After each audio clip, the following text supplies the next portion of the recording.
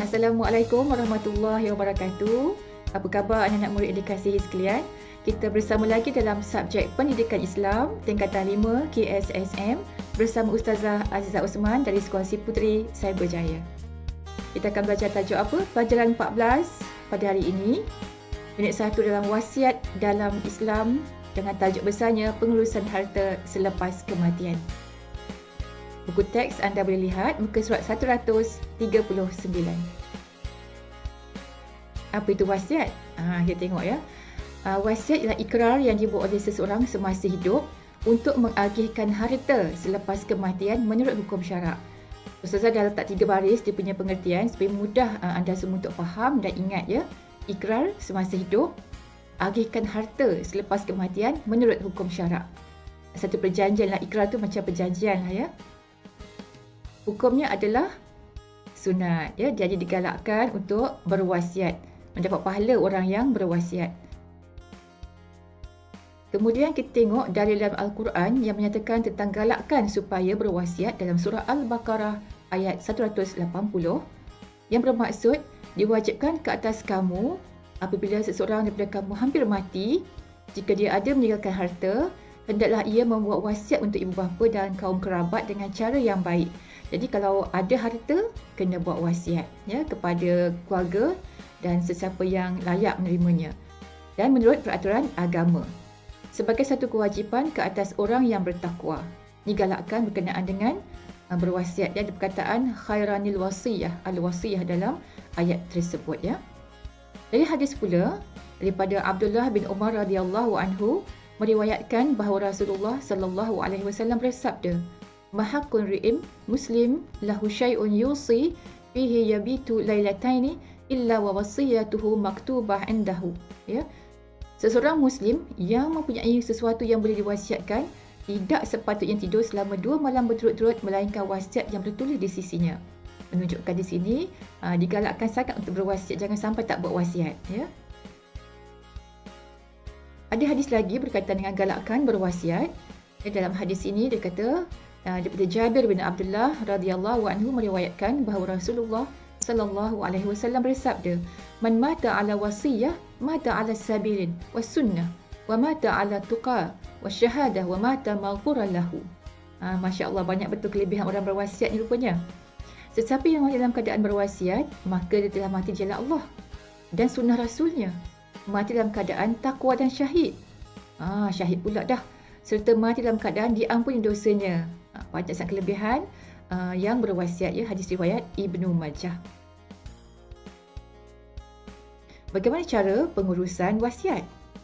Yang pertama, harta tu dikira sebaik sahaja kematian pewasiat. Ya, orang yang mewasiatkan dah mati dan meninggal dunia, dikira terus dia punya harta. Kemudian harta tersebut dikeluarkan dahulu sebahagiannya untuk menguruskan perbelanjaan pengurusan jenazah. Banyak nak gunakan ya untuk pengurusan jenazah, pengkebumian, pembelian kain kafan dan bahan-bahan pengkebumian, upah, katakan bayaran van jenazah ya dan sebagainya. Dan yang kedua, perlu diselesaikan juga hutang si mati dahulu. Dah selesai semua baru kita fikir tentang harta selanjutnya untuk diagihkan ya. Dan boleh diwasiatkan harta tadi dan tapi tak melebihi 1/3 sahaja. Kira harta, uruskan perbelanjaan pengurusan jenazah dan hutang, baru kita fikirkan wasiat. Rukun wasiat ada 4. Yang pertama, pewasiat. Orang yang mewasiatkanlah. Ya, ibu bapa, datuk nenek ke apa kan. Penerima wasiat. Siapa yang terima wasiat tu? Kena ada yang terima. Kalau tak ada, tak jadi wasiat ni. Kemudian harta diwasiatkan, ada hartanya. Dan yang terakhir, sirah ya, ada satu ijab dan kabul, perjanjian ya, macam terima ya. Dan yang keempat-empat ni kita akan bincangkan selepas ini. Pertama kita bincangkan tentang pewasiat, iaitu orang yang mewasiatkan mestilah pertama berakal. Tidak sah ya kalau wasiat tu untuk orang gila. Bagaimana dia nak memikirkan hartanya, nak serahkan kepada siapa. Jadi tidak boleh kalau tidak berakal. Mestilah yang waras ya. Kemudian baligh, tidak sah wasiat bagi kanak-kanak. Katakan kanak-kanak tu pada banyak harta kan, banyak duit, banyak harta, nak buat wasiat pun belum boleh lagi sebab belum baligh ya. Sukarela, tidak sah kalau dipaksa. Ada orang ugut, buat wasiat ni, kalau tak saya bunuh.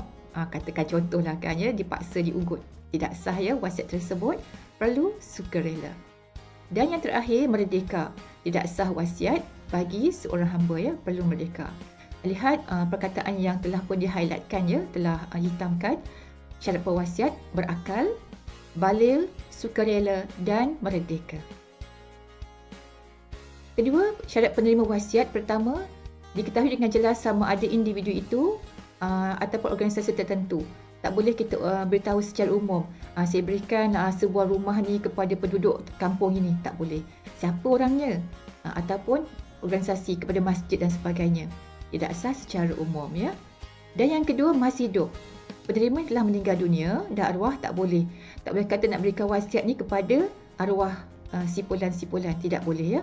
Mestilah masih hidup dan mempunyai kelayakan untuk memiliki dan menguruskan harta. Contoh ya, dia nak berikan wasiat kepada jana dan kandungan. Saya nak wasiatkan rumah ni kepada bakal anak yang dilahirkan. Tak boleh. Mestilah yang ada kelayakan dan mampu menguruskan harta tersebut. Seterusnya iaitu harta yang diwasiatkan bagaimana. Lihat kat gambar tu, ada kereta, ada tanah, ada rumah ya. Ni antara yang boleh diwasiatkan lah, yang berharga ya. Tapi kalau tanah dengan rumah memang harganya sentiasa meningkat dari tahun demi tahun ya. Pertama, harta yang bernilai. Tak dinilai macam mana nak wasiatkan kan ya. Kemudian yang kedua, harta yang boleh berpindah milik. Boleh dipindah namanya kepada milik orang yang baru terima wasiat tadi. Dan yang ketiga, harta yang harus. Maksudnya bukan harta yang haram ya. Harta yang memang boleh dibagi kepada orang. Kalau haram, macam mana pula?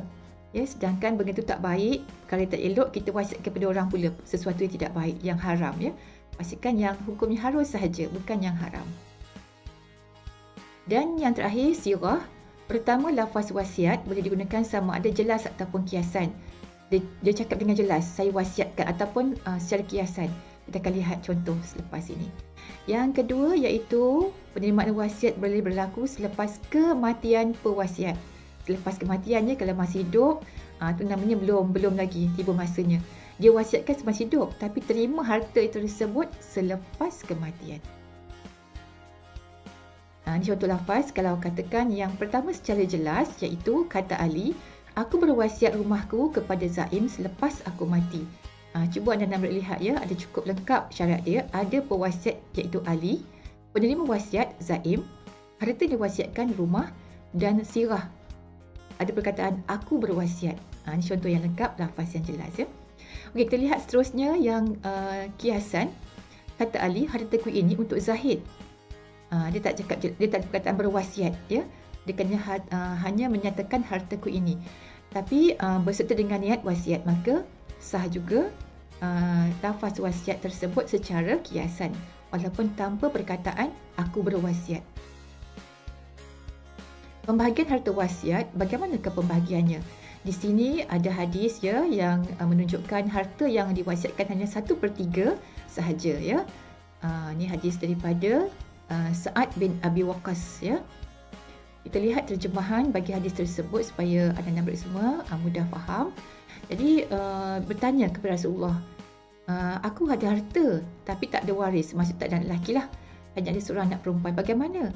Aku tak wariskan 2/3 harta. Nabi menjawab tidak boleh. Bertanya lagi 1/2? Nabi jawab tak boleh. Tapi nak bertanya lagi 1/3? Nabi menjawab boleh. 1/3 daripada harta. Kenapa? Sedangkan 1/3 itu pun dah banyak ya. So di sini adalah satu dalil 1/3 harta boleh diwasiatkan ya.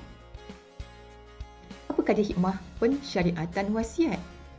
Yang pertama kita lihat di sini, mendapat ganjaran pahala yang berpanjangan walaupun selepas meninggal dunia. Sebab harta tersebut akan diberikan kepada individu, kepada organisasi. Jadi pahalanya berpanjangan. Katakan digunakan untuk kehidupan, untuk operasi sekolah, madrasah dan sebagainya.